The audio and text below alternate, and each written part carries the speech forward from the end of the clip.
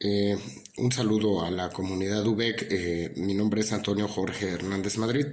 Mi número de matrícula es la 1901-6791.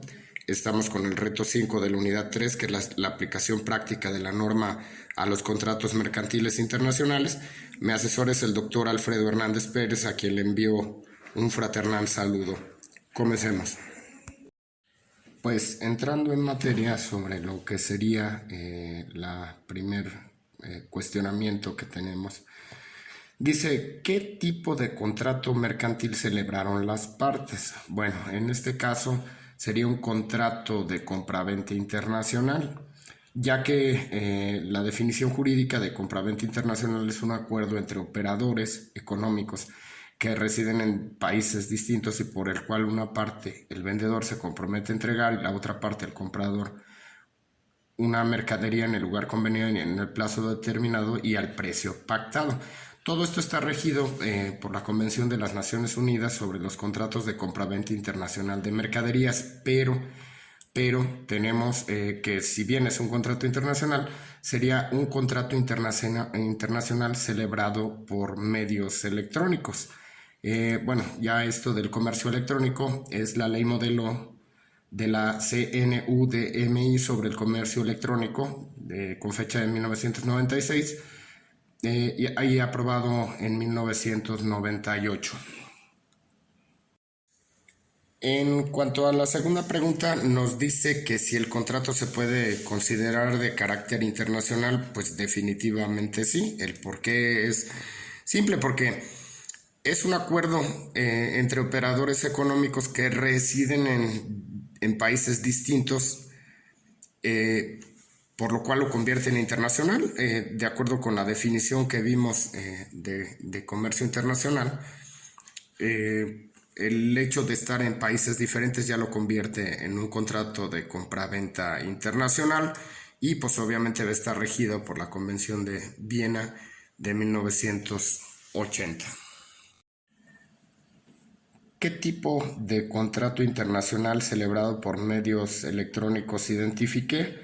Bueno, en este caso sería, en cuanto a los tipos de contratos internacionales celebrados por medios electrónicos, tendría yo el contrato celebrado entre profesionales, ya que la definición nos dice que los contratos electrónicos interempresariales o entre empresarios profesionales, en el marco del business to business, generalmente las relaciones jurídicas se encuentran predeterminadas y a la vez protegidas mediante la celebración de un contrato normativo entre las empresas cocontratantes, al que se denomina acuerdo de intercambio telemático.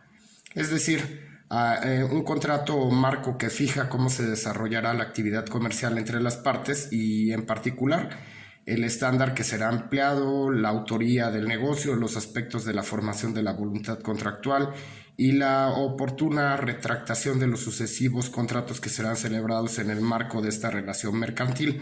Por ejemplo, la compraventa de mercaderías a proveedores, que es el caso que nos concierne, y todo aquello relativo a la transmisión de los mensajes, la confidencialidad, el modo en que serán resueltos los litigios que surjan respecto del contenido de estos mensajes, que sería negociación mediante arbitraje online y fijación de la ley y jurisdicción a la que se someterán. ¿Qué obligaciones corresponden a cada parte por la suscripción del contrato? Bueno, pues aquí nos iríamos obviamente a lo que vino siendo la bibliografía del libro de Comercio Internacional de Pavin Carmen, para poder establecer lo que es en comercio internacional. Independientemente de que sea comercio electrónico, tenemos las mismas reglas de comercio internacional, comenzando por el perfeccionamiento del contrato, es decir, que las partes quedan obligadas a su cumplimiento en el momento de surtir efecto la aceptación de la oferta. Ok, ya yéndonos de allí, pues ya nos vamos a las obligaciones de las partes. Y esto es, repito, como parte de lo que es el comercio internacional que nos atañe en estos cuestionamientos, ¿no? Las obligaciones por parte del vendedor. El vendedor está obligado a entregar las mercaderías, transmitir su propiedad y a proporcionar cualquier documento relacionado con ellas en las condiciones que se establezcan en el contrato. El vendedor debe entregar la mercadería en la fecha o dentro del plazo que se haya estipulado en el contrato. En cualquier caso, dentro de un plazo razonable a partir de la fecha de la celebración del contrato. El vendedor debe entregar la mercadería en el lugar fijado en el contrato, en poder del primer porteador en el caso de que el contrato implique transporte, en el lugar donde, en su caso, sean manufacturadas o producidas y en los demás casos donde el vendedor tenga su establecimiento. Los documentos serán entregados en el momento, lugar y forma fijados en el contrato. Si el vendedor no cumple las obligaciones que le afectan, el comprador podrá exigir la entrega de otras mercaderías en sustitución de aquellas, exigir la reparación de las mercaderías para subsanar la falta de conformidad y rebajar el precio al valor de las mercaderías realmente entregadas, y el vendedor podrá fijar un plazo suplementario de duración razonable para el cumplimiento por parte del vendedor de las obligaciones que le incumben.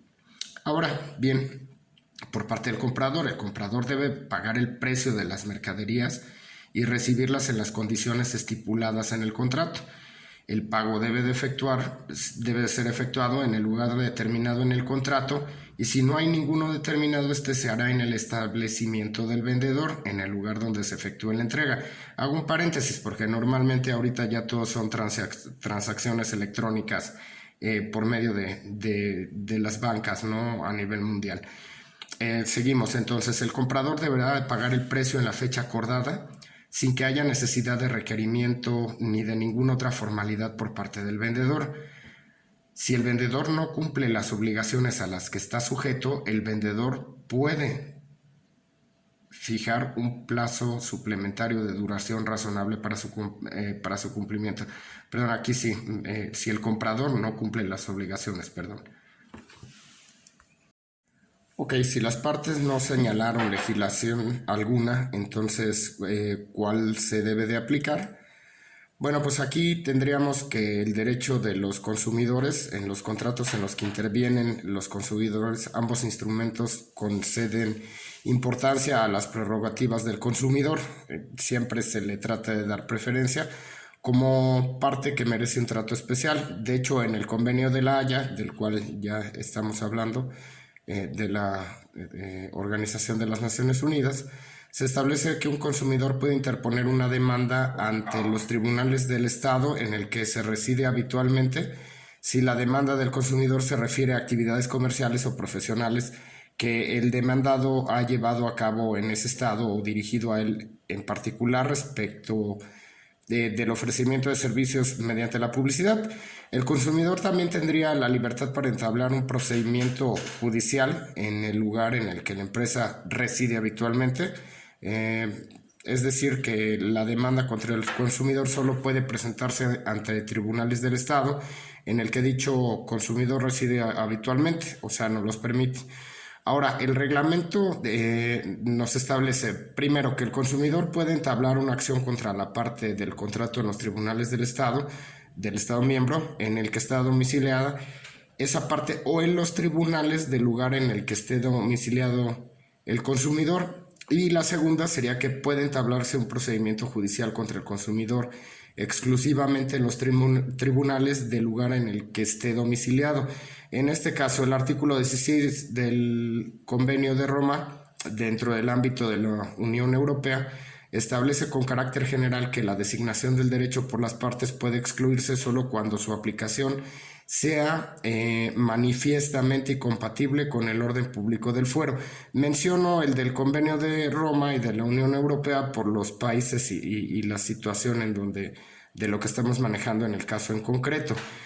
El artículo 5 establece que sin perjuicio de lo dispuesto en el artículo 3, la elección por las partes de la ley aplicable no podrán producir el resultado de privar al consumidor de la protección que le aseguren las disposiciones imperativas de la ley en el país que tenga su residencia habitual. Ahora bien, tomando en cuenta que era de la Comunidad Europea y que fue lo que mencionó anteriormente, también tenemos que tomar en consideración que en caso de que no sean países de la Unión Europea, estará sobre la Organización de las Naciones Unidas presente a la Convención y los instrumentos de ratificación, aceptación, aprobación y adhesión se depositan en el poder del Secretario General de las Naciones Unidas. Esto es, va a estar regido por la Organización de las Naciones Unidas en función de que si no hay legislación alguna. Y sería aplicable pues, lo de la Organización de las Naciones Unidas. Ahora, considerando que la recepción de la mercancía no fue acorde a lo que se celebró en el contrato, como lo que sucedió con las camas, ¿qué opciones crees que tenga el hospital frente al contrato?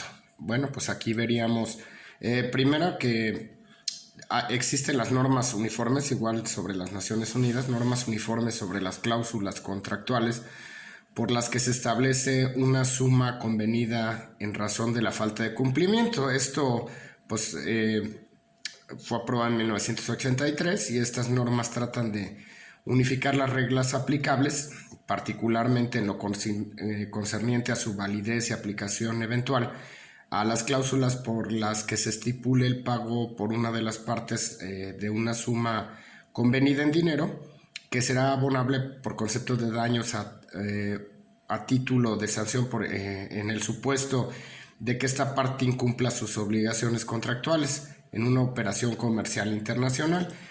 De hecho, vemos acá en el artículo, desde el artículo 6, que si el contrato establece que el acreedor tiene derecho a la suma convenida en razón del retraso en el incumplimiento, o en la parte 2, que si el contrato tiene derecho a una suma convenida en razón de una falta de cumplimiento distinta del retraso, que sería nuestro caso, tendrá derecho al cumplimiento o a la suma convenida. No obstante, si la suma convenida no pudiera considerarse razonablemente como indemnización por la falta de cumplimiento, el acreedor tendrá derecho tanto al cumplimiento de la obligación como a la suma convenida. ¿Crees que procede la cancelación del contrato? Digo, de lo que estamos viendo en concreto por los problemas que llegaron. Bueno, dentro del contrato internacional, normalmente en este caso contrato internacional y que sería por internet o contrato electrónico, normalmente vienen declaraciones objeto del contrato, precio y condiciones de pago, garantías del vendedor, transmisión del riesgo, derechos de propiedad, cláusulas de arbitraje comercial y también vendrían causas de anulación. Si esto viene dentro del mismo contrato estipulado, sí podríamos exigir la cancelación del contrato.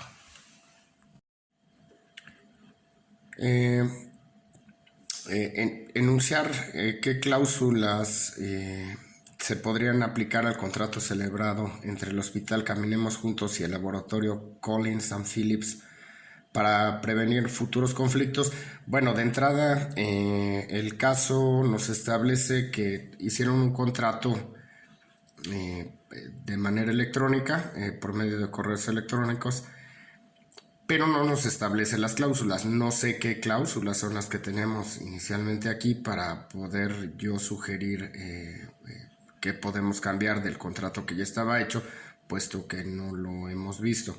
Lo cierto es que hubo incumplimiento por parte de Collins and Phillips de Nueva Zelanda en cuanto a los tiempos, porque bueno, obviamente esto se firmó el 30 de enero, marzo, abril, mayo, debería ser el 30 de mayo y pues llegó hasta junio del 2020. Aparte, pues el problema que tuvimos allí de las 5 máquinas nada más llegaron 4 y el embalaje, bueno, el embalaje es lo que cubre, no nos habla nada de que las camas estuvieran defectuosas, sino el embalaje nada más. Pero bueno, en cuanto a cláusulas, pues deberíamos de ver sobre las garantías del vendedor, en este caso de Philips y Collins and Phillips, perdón, ver qué es lo que nos puede dar como garantías del vendedor, el derecho a la reclamación también, ver las cláusulas del arbitraje comercial como cláusulas Pues la vigencia del contrato, pues creo que estaba muy claro y no se cumplió. Un mecanismo para la solución de controversias, y bueno, pues ver de qué manera dentro de los plazos y condiciones de entrega de la mercancía iba a ser penalizado en caso de no haber sido entregado a tiempo, que fue lo que sucedió.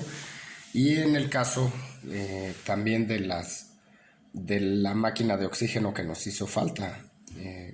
Considero que esas cláusulas podríamos haber anotado a expensas de ver qué es lo que estaba contenido en un contrato que no se nos hizo llegar.